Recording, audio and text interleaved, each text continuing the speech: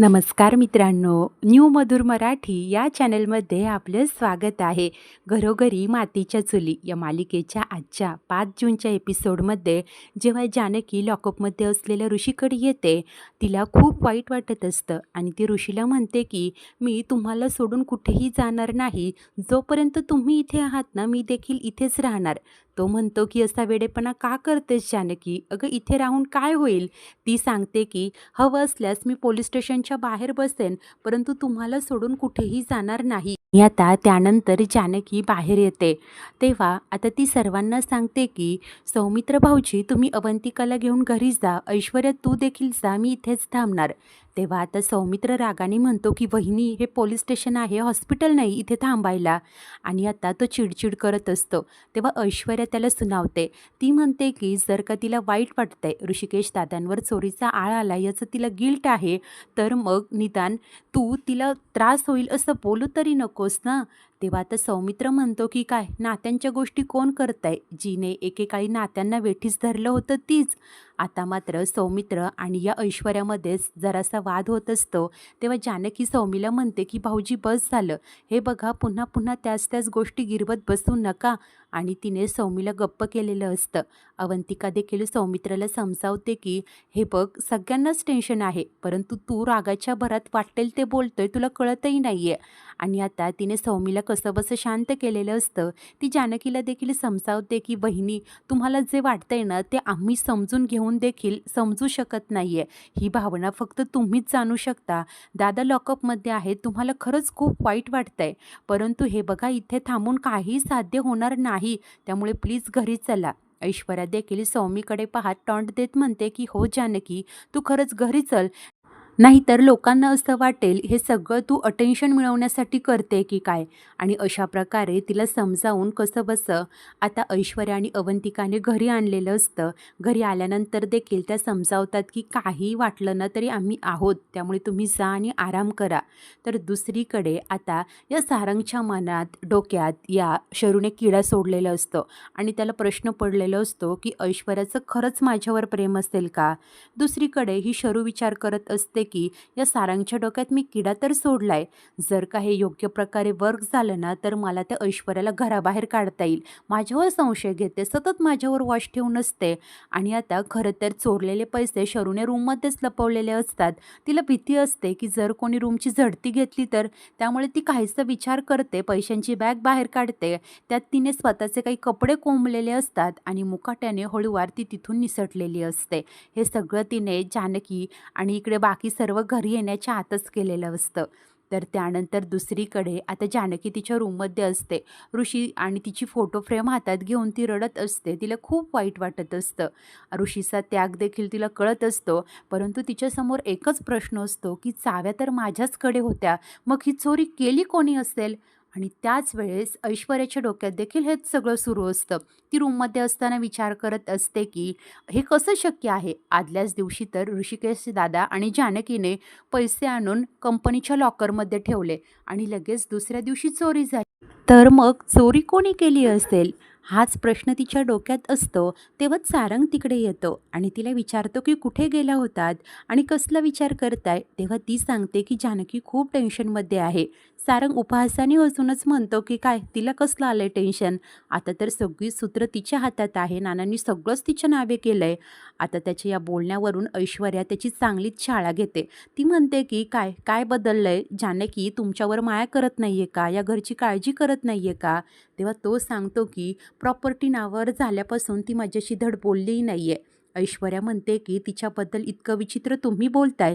अहो एकेकाळी तुम्हीच तिला देवी मानत होता आणि मीच तुम्हाला सांगत होते की मी तिचं खरं रूप समोर आणेन.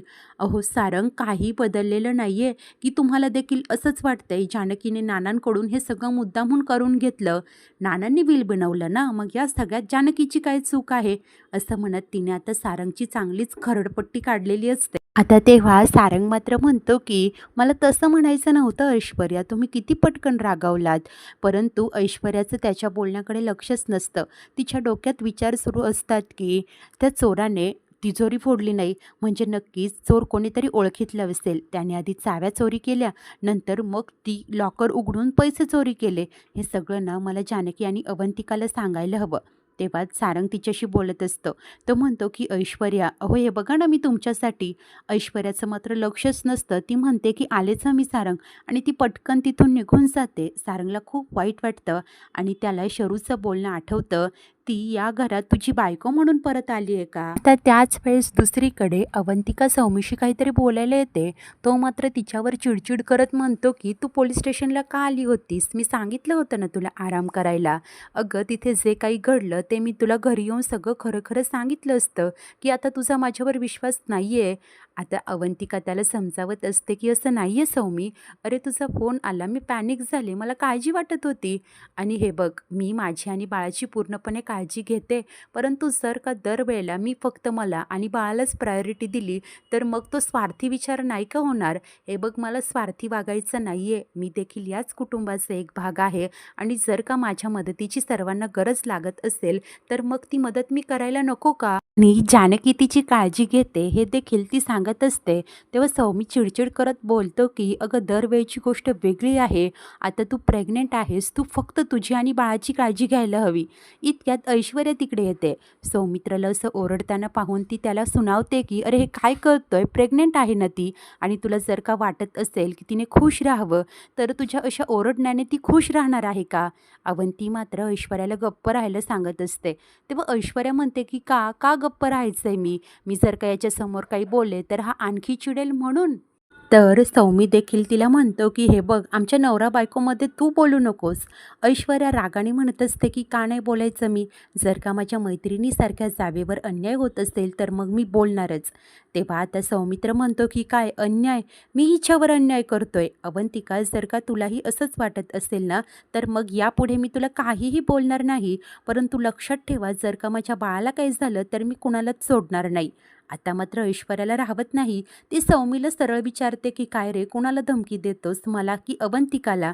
आणि हे बाळ तुझ्या एकट्याचं नाहीये, अवंतिकाचं सुद्धा आहे. तिच्या पोटात हे बाळ वाढतंय, तिला देखील बाळाची काळजी आहे. फक्त तुलाच काळजी आहे हे असं प्रिटेंड करणं ना बंद कर.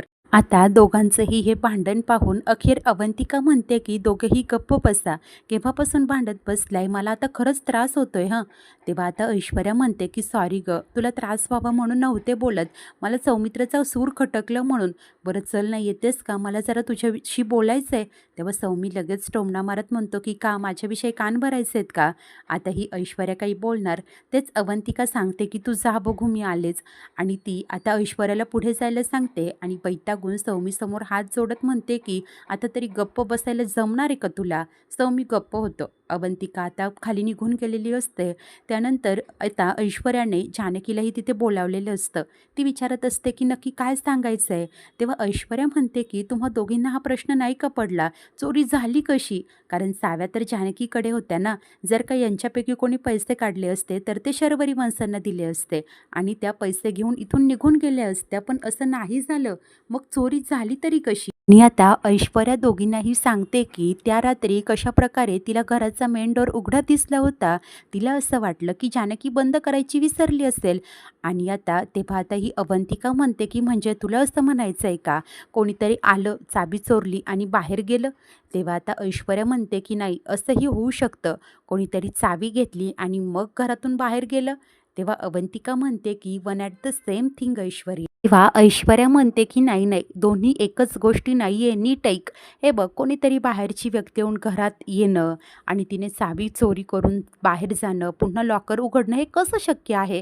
बाहेरच्या व्यक्तीला कसं ठाऊक असणार ना की आपण चावी कुठे ठेवली आहे? मला सांगा, त्याच वेळेला आपल्या घराचा मेन डोर उघडा कसा? तेव्हा जानकी सांगते की मला नीट आठवतंय, मी चाव्या आणल्या होत्या ना, म्हणून मी दरवाजा आठवणीने नीट बंद केला होता. तेव्हा ऐश्वर्या प्रश्न करते की पण मग तो उघडला कसा? तेव्हा अवंतिका प्रश्न करते की तुला नक्की काय म्हणायचंय? ऐश्वर्या म्हणते की हे बघा प्लीज, तुम्ही मला रॉंग रिसीव करू नका, पण मला असं वाटतंय की चोरी घरातल्याच कोणीतरी केली आहे. या दोघींनाही धक्काच बसतो. तर आता ही ऐश्वर्या सांगते की हे बघा, त्या व्यक्तीने दार उघडलं, मी तिथे आल्याने ती व्यक्ती कुठेतरी लपून बसली. मी निघून गेल्यानंतर त्या व्यक्तीने बाहेरनं दार बंद केलं, म्हणजे त्या व्यक्तीकडे देखील घरातल्या चाव्या होत्या. नंतर ती व्यक्ती पुन्हा घरात आली. हे असं कोण करू शकतं? तेव्हा अवंतिका, शरुताई असं नाव घेते. तेव्हा आता ऐश्वर्या म्हणते की एक्झॅक्टली, कारण बघा ना त्याच रात्री आईंना चक्कर आली. घरात किती गोंधळ होता, तरीही आपण सगळे असताना शरुताई मात्र खाली आल्या नाही. तेव्हा जानकी सांगते की अगं तुला म्हटलं ना त्यांना बरं वाटत नव्हतं, त्यांनी औषध घेतलं होतं, झोपल्या होत्या त्या. तेव्हा आता ऐश्वर्या म्हणते की काय जानकी, त्यांनी सांगितलं की बरं वाटत नाही आणि तू लगेच त्यांच्यावर विश्वास ठेवला. ती जानकीला म्हणते की तू एकदा नीट विचार कर ना, सगळ्या गोष्टी बरोबर कनेक्ट होत आहे. हे बघ शरुताईंना तू पकडलं, तेव्हा वेळ मारून नेण्यासाठी त्यांनी तुझ्याकडे गोळी मागितली. त्यानंतर त्या तिथून निघून गेल्या आणि हो नंतर त्यांनी चाव्या चोरी केल्या. त्या घरातून बाहेर पडणार इतक्यात मी खाली आले. मला पाहिल्यानंतर त्या ऑब्व्हियसली कुठेतरी लपल्या असणार. मी देखील झोपेत होते म्हणून माझं लक्ष गेलं नाही. मी नंतर रूममध्ये जाऊन झोपले. तेव्हा या शरुताई चाव्या घेऊन घराबाहेर गेल्या आणि नंतर त्यांनी चोरी केली, हे असं असू शकतं. जानकी म्हणते की काय, त्यांनी जर का चोरी केली असती तर मग त्या पळून गेल्या असत्या ना, इथेच का थांबल्या असत्या. तेव्हा ऐश्वर्या सांगते की अगं त्या खूप पुढचा प्लॅन करताय, आपल्याला वाटतंय तितक्या भोळ्या नाहीयेत त्या. त्यांना माहिती होतं जर का त्या पळून गेल्या तर सगळ्यात पहिला संशय त्यांच्यावरच जाईल, म्हणून त्या इथे थांबल्या, बाकी काही नाही. तेव्हा अवंतिका म्हणते की हे बघ ऐश्वर्या, ही फक्त थेअरी आहे. जरी आपण यावर विश्वास ठेवला तरी हे सगळं सिद्ध करण्यासाठी आपल्याकडे पुरावा नाहीये. तेव्हा ऐश्वर्या म्हणते की मग पुरावे गोळा करावे लागणार आणि ती जानकीला म्हणते की तुझं ऑफिसच्या वॉचमनसोबत काही बोलणं झालं का. जानकीचं अद्याप तरी गोंधळात वॉचमनशी काहीच बोलणं झालेलं नसतं. तर त्यानंतर ऐश्वर्या शरूच्या खोलीची झडती घ्यायची का, हाही पर्याय सुचवते. परंतु अवंतिका म्हणते की जर का तू म्हणतेस तसं त्या स्मार्ट असतील तर पैसे खोलीत लपवणारच नाही, आपल्याला काहीच मिळणार नाहीये. पण मग पुरावे शोधायचे तरी कसे. पण काही झालं तरी पुरावे मात्र शोधायचे, असं अवंतिका बोलत असते. इतक्यात मागणं शर्वरी येते आणि म्हणते की कसले पुरावे शोधताय. या तिघीही गप्पच होतात. मागे वळून पाहतात. शर्वरी पुन्हा एकदा प्रश्न करते की मी विचारलं कसले पुरावे शोधणार आहात. या तिघीही घाबरून गप्पच होतात. मित्रांनो, आजचा एपिसोड इथेच संपतो. तर पुढील भागात आता ही शर्वरी राहुलकडे आलेली असते आणि म्हणत असते की जर का कुणाला कळलं की समितीतनं चोरी तू केली आहेस तर. तेव्हा तो सांगतो की अगं कुणाला काहीही कळणार नाही. आणि इतक्यात जानकीची तिकडे एंट्री होते. ती रागानेच म्हणते की मला सगळं कळलंय शर्वरी वंश, तुमच्याकडनं ही अपेक्षा नव्हती. आणि पुढच्या 24 तासाच्या आत ती दोघांनाही पैसे परत करायला सांगत असते. मित्रांनो, यावर शर्वरीचा नक्की पुढचा प्लॅन काय असेल, राहुल काय पाऊल उचलेल, राहुलच नानांचा खुनी आहे हे जानकीला कधी कळू शकेल का. ऐश्वर्या स्मार्टली जो विचार करते, त्या तिघीही मिळून आता पुरावे कसे गोळा करणार, सगळंच काही पाहणे खूप उत्सुकतेचे असेल. अशाच नवनवीन भागांच्या डेली अपडेटसाठी आपल्या न्यू मधुर मराठी या चॅनलला नक्की नक्की सबस्क्राईब करा. धन्यवाद.